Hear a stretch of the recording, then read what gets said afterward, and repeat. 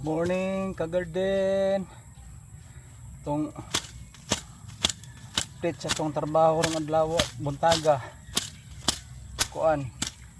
Lampas ta sa ato ang kalihan. Ay. Libo na guys, kagarden, kauma, ka-FB, ka-vlog. Ya, exercise po ni. Exercise. Tuwad-tuwad, luhod-luhod. Oh.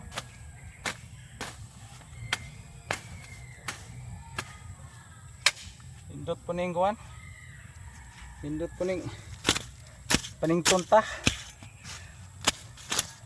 Singot sa pangabudlay hago. Uban sa tabang sa Ginoo. Ngunang pulong sa Ginoo sa Philippians 4:13. Mahimo na ko ang tanang butang pinagi kang Kristo nga nagpaligon ako. So kusog sa Ginoo gyud ka garden, kauma.